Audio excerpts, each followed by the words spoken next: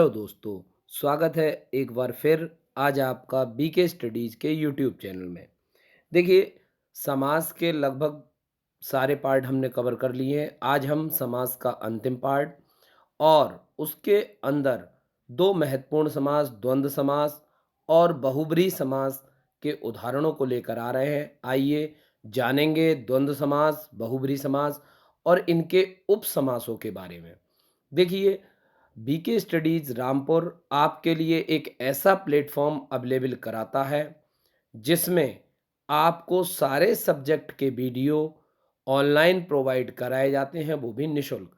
साथ ही हमारी coaching success point Rampur, Rampur में 2 जगह सिविल लाइन और ज्वालानगर में अवेलेबल है। आप मेरे नंबर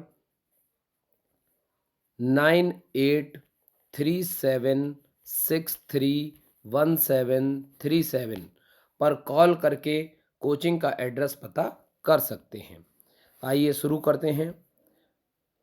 देखिए, वीके स्टडीज रामपुर यूट्यूब पर आपको मिलेगा। अगर आपको वीडियो पसंद आते हैं तो दोस्तों के साथ लाइक, शेयर और साथ ही साथ चैनल को सब्सक्राइब ना करना भूलें, ताकि हमारे अगले वीडियो का नोटिफिकेशन आपको जल्द मिल सके।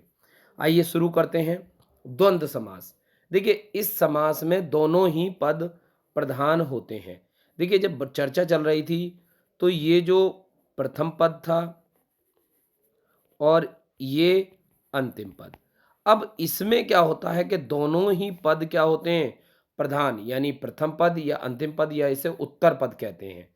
तो उत्तर पद, दोनों ही पद प्रधान होते हैं। इनमें से किसी भी पद का गौड़ नहीं होता। ये दोनों पद एक दूसरे के विलोम होते हैं। कैसे होते हैं? विलोम होते हैं। लेकिन ये हमेशा नहीं होता। इसका विग्रह करने पर और, अथवा, या, एवं का भी प्रयोग किया जा सकता है। और, अथवा, या। देखिए, या तो ये विलोम होंगे या फिर इनके बीच में वैकल्पिक यानी चॉइस लगी होगी। तो इस तरीके से द्वंद्व समास बनते हैं। जैसे देखिए, यहाँ पर बात करें जल और वायु, तो यहाँ पर देखिए जल का विलोम नहीं है वायु, लेकिन एक दूसरे से भिन्नता प्रकट करते हैं, इसलिए जल और वायु तो मिलकर क्या हुआ? जलवायु। अपना, पराया। देखिए, यहाँ पर अगर अपना पराया की बात करी जाए तो अपना और पराया, तो देखिए अपना पराया में अगर आप चेक करेंगे तो ये दोनों विलोम है। फिर आता है पाप और पुण्य, ये देखिए यहाँ पर भी ये विलोम देखने को मिलेगा। फिर आएगा राधा और कृष्ण, राधा और कृष्ण, अन्न और जल, नर और नारी, गुण और दोष, यहाँ पर भी देखिए ये विलोम है। अब यहाँ पर नर नारी में देखें, नर या नारी भी हो सकता है, नर और नारी भी हो सकता है। फिर है देश विदेश। देखिए, देश विदेश, देश और विदेश, ठीक। अमीर गरीब, अमीर और गरीब। अब द्वंद्व समास के भेद: इतरेतर द्वंद्व समास, समाहार द्वंद्व समास और वैकल्पिक द्वंद्व समास। देखिए, पहले पढ़ते हैं इतरेतर द्वंद्व समास। वो द्वंद्व जिसमें और शब्द से भी पद जुड़ जाते हैं और अलग अस्तित्व रखते हों, उसे इतरेतर द्वंद्व समास कहते हैं।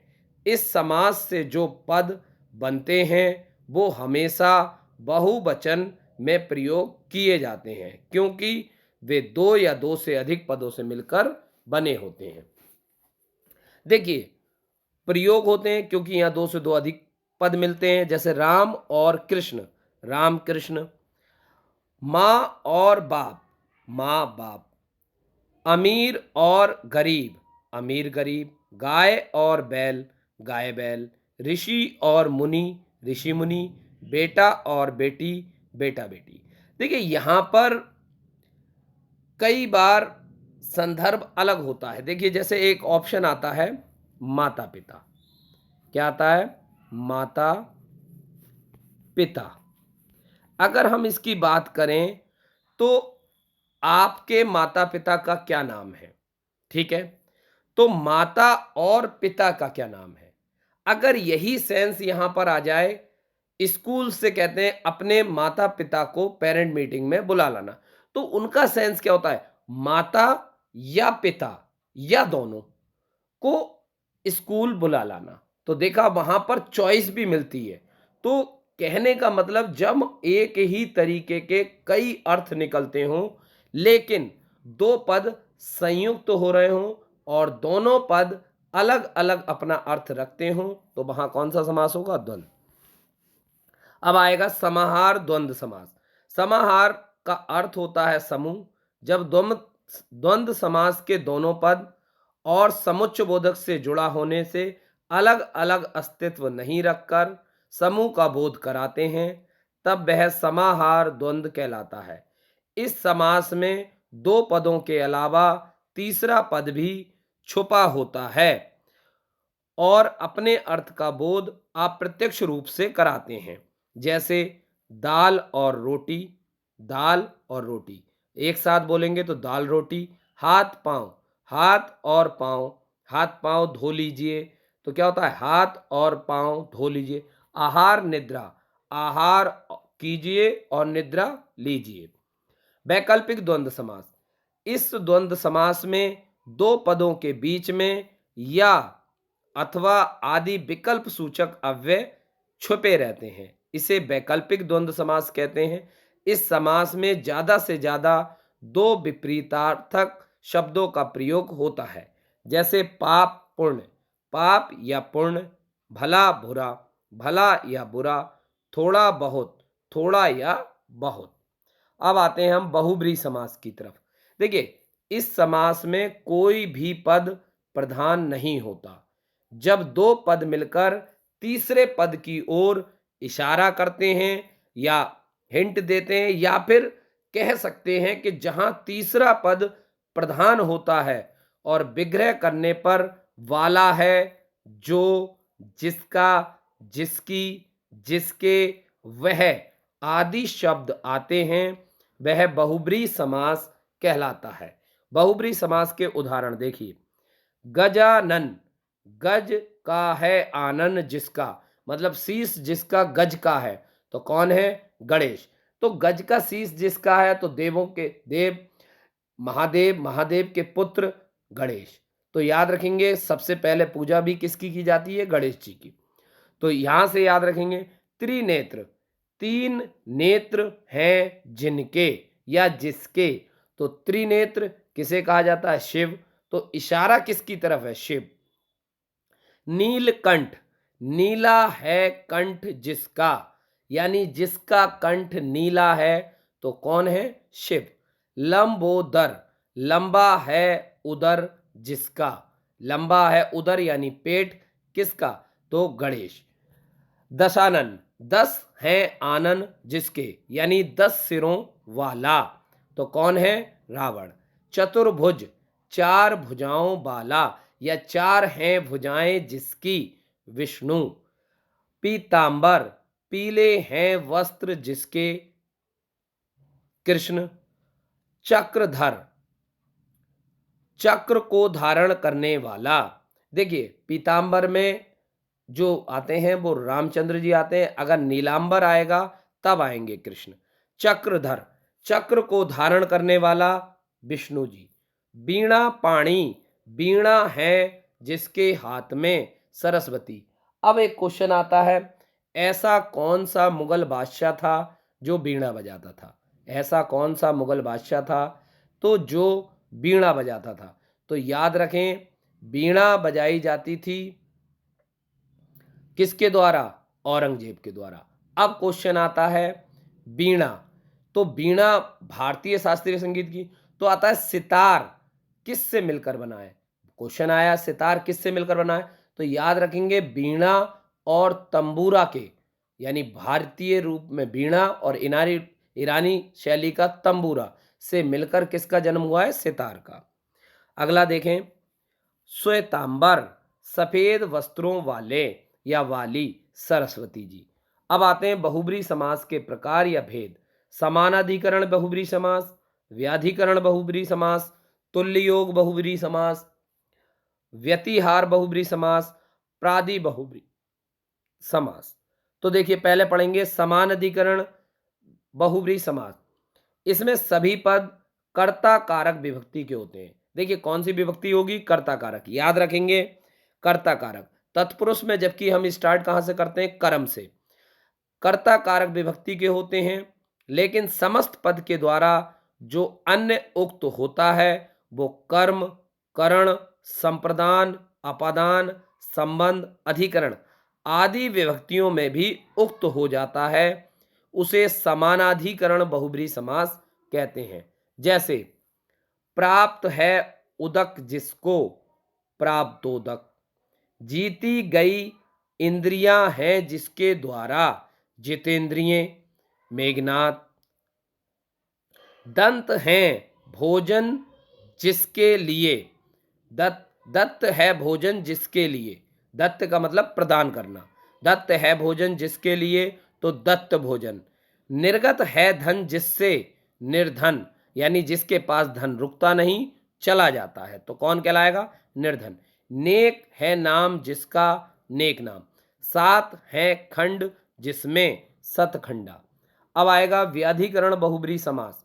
समानाधिकरण बहुब्रीहि समास में दोनों पद कर्ता कारक विभक्ति के होते हैं, लेकिन यहाँ पहला पद तो कर्ता कारक विभक्ति का होता है, लेकिन बाद वाला पद संबंध या फिर अधिकरण कारक होता है। देखिए यहाँ पर अधिकरण कारक का भाव आएगा, उसे व्याधिकरण बहुब्रीहि समास कहते हैं। जैसे सूल है पानी में जिसके, सूल पानी। वीणा है पानी में जिसके, वीणा पानी। पानी मतलब भुजाओं, तो सूल पानी, और वीणा है पानी में जिसके, तो वीणा पानी। अब आता है तुल्य योग बहुब्रीहि समास, जिसमें पहला पद सह होता है, वह तुल्य योग बहुब्रीहि समास कहलाता है। इसे सह बहुब्रीहि समास भी कहते हैं। सह का अर्थ होता है साथ, और समास होने की वजह से सह के स्थान पर केवल सा रह जाता है। इस समास में इस बात पर विशेष ध्यान दिया जाता है कि विग्रह करते समय सह दूसरा वाला शब्द प्रतीत हो जो समास में पहला हो जाता है। जैसे जो बल के साथ है, सबल। जो देह के साथ है, सदेह। जो परिवार के साथ है, सपरिवार। देखिए सपरिवार, सह परिवार, सफल, सबल, सदैह। तो ये सारे आपको देखने में लगेगा कि इसमें अव्ययी भाव समास हो सकता है, क्योंकि सा का प्रयोग हो रहा है, लेकिन ये अव्ययी भाव समास ना होकर किसके रूप में जाना जाता है? तो ये जाना जाता है आपका बहुब्रीहि समास। अब आता है व्यतिहार बहुब्रीहि समास, जिससे घात या प्रतिघात की सूचना मिले, यानी एक दूसरे में द्वंद्व की स्थिति मिले, उसे व्यतिहार बहुब्रीहि समास कहते हैं। इस समास में यह प्रतीत होता है कि इस चीज से और उस चीज से लड़ाई हुई है। जैसे मुक्के मुक्के से जो लड़ाई हुई, मुक्का मुक्की या धक्का मुक्की। बातों बातों से जो लड़ाई हुई, बाता बाती, बाता बाती। ठीक है। प्रादि बहुब्रीहि समास, जिस बहुब्रीहि समास पूर्व पद उपसर्ग हो वह प्रादि बहुब्रीहि समास कहलाता है। जैसे नहीं है रहम जिसमें, बेरहम। नहीं है रहम जिसमें, बेरहम। नहीं है जन जहां, निर्जन। अन्य विशेष समास और उनके उदाहरण। संयोग मूलक। देखिए संयोग मूलक समास को संज्ञा समास भी कहते हैं। इस समास में दोनों पद संज्ञा होते हैं, अर्थात दो संज्ञाओं का योग होता है। जैसे माँ बाप, भाई बहन, दिन रात, माता पिता।